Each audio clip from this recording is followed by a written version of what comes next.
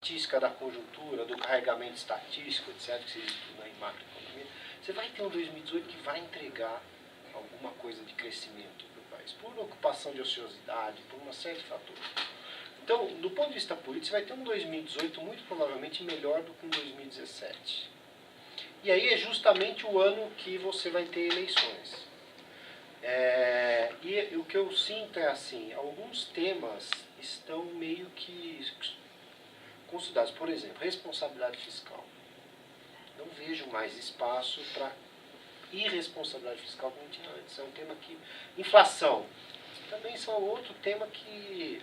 Eu não tenho mais discussão sobre isso. Ou seja, a inflação tem que ficar na meta e acabou. Fiscal, tem que atingir o equilíbrio fiscal.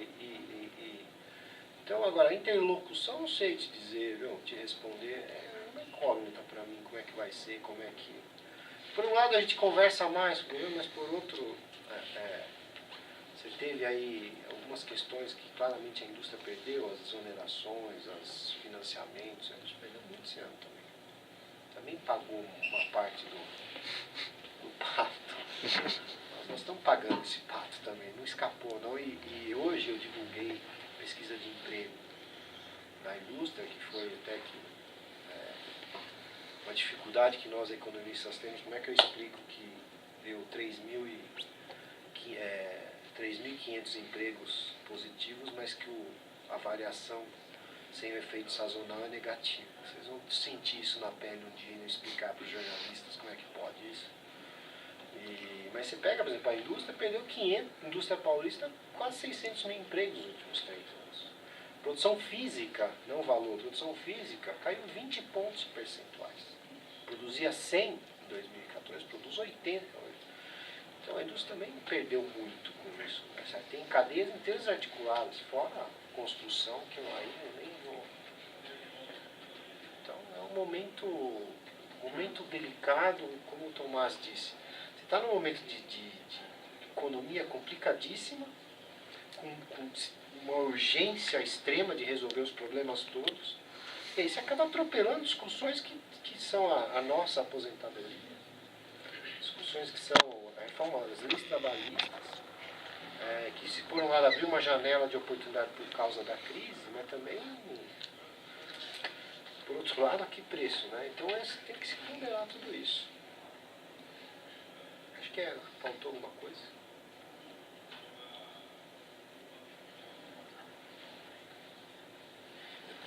No meu caso, faltou uma questão da colega, né?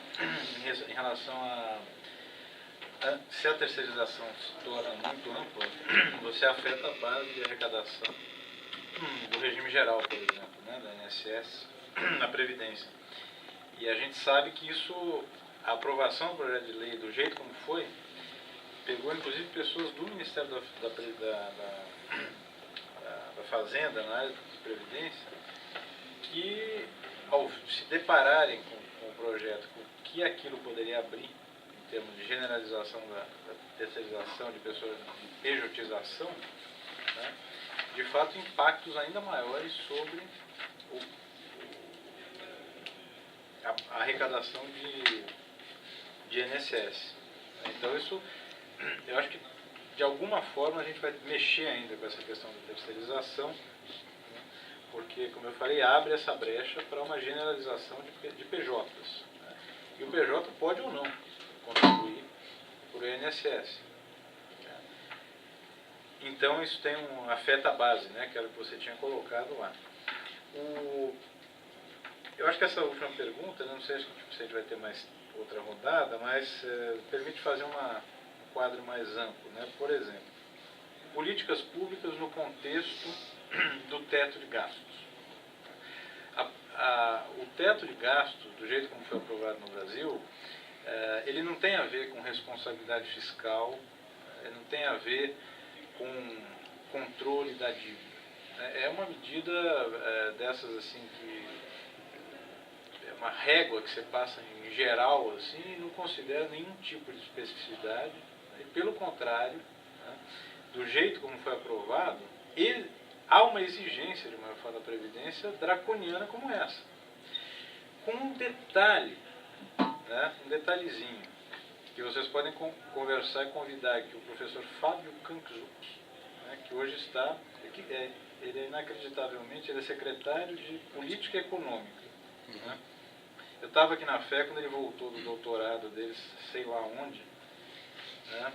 E eu tinha dificuldade de entender até o que era a CEPAL. Né? Você sabe o que é a CEPAL.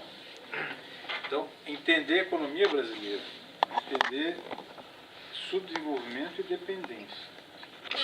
No nosso caso no Brasil, a nossa modernização era muito truncada. Ela nunca foi para valer. Então, o próprio Plano Real não conseguiu entregar ainda taxas de juros civilizadas. O próprio dinâmica inflacionária. O Plano Real resolveu a inércia inflacionária em partes. Né? Agora vai estrear um filme, né? Isso com o Gustavo Franco é o herói, né? Coisa assim, pitoresca nossa. Né? Essa política de teto de gastos, ela não lida com os gastos que hoje são de fato os maiores do orçamento da União, e não só da União, mas estados e muitos municípios, que é o pagamento de serviço da dívida. É um caso raro você impor teto de gastos e ignorar o maior montante de gastos do orçamento. É como se isso não existisse. Como isso não existe, o teto de gastos, o único gasto que tem que ser comprimido é o gasto com previdência. Na verdade, com seguridade, né, que envolve previdência, saúde e assistência social. Por isso, a reforma da previdência tem que sair de qualquer jeito. Né? Mas ninguém olha esse imenso montante que é gasto com dívida. Né? E pensar em expansão de políticas públicas nesse contexto está fora de questão. Eficiência do gasto público sempre tem que ser perseguida. Né? E o Brasil avançou muito, eu acho, na eficiência do gasto público. Né?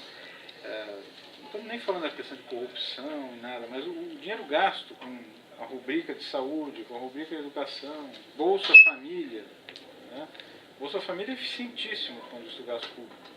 É uma abrangência de quase 13, 14 milhões de famílias, né? Uma destinação direta é um dinheiro que vai ser gasto. Né? Como diria o Kalec. Não sei se aqui o Kalec é um economista estudado, né? Mas ele falava que o trabalhador, ele gasta o que ganha e o capitalista ganha o que gasta. Ou seja, precisa investir para ganhar. Né? Um recado para a Fiesp. E o dinheiro que vai como salário, ele é o que circula na economia. O Bolsa Família é direto esse dinheiro. Né? Ele é gasto no dia a dia. Com o teto de gastos, vai se continuar o processo de melhoria, mais eficácia no gasto público, tem que acontecer. Né?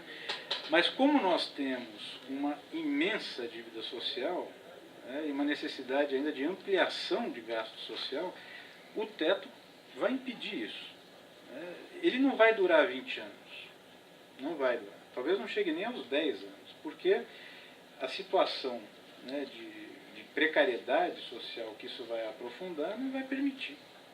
Isso vai precisar ser revisto. Mas eu entendo que tem uma questão aí. Não, só para concluir, no outro ponto central que aí diz respeito a vocês, que é o tema da industrialização.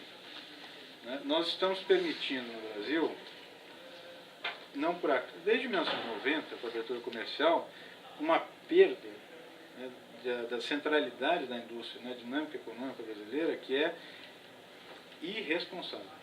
Né? Isso vem em marcha forçada desde 1990 até hoje. Nenhum governo colocou um freio nisso.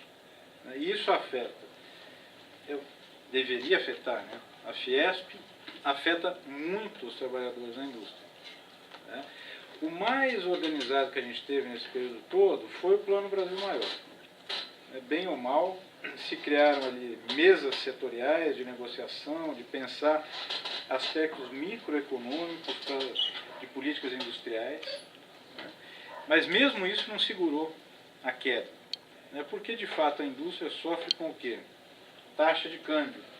Né? Temos acordo com os cursos da Fiesp. Né? A taxa de câmbio no Brasil sempre foi anti-atividade industrial e pró-importação. O setor de máquinas e equipamentos está na beira de deixar de existir no Brasil.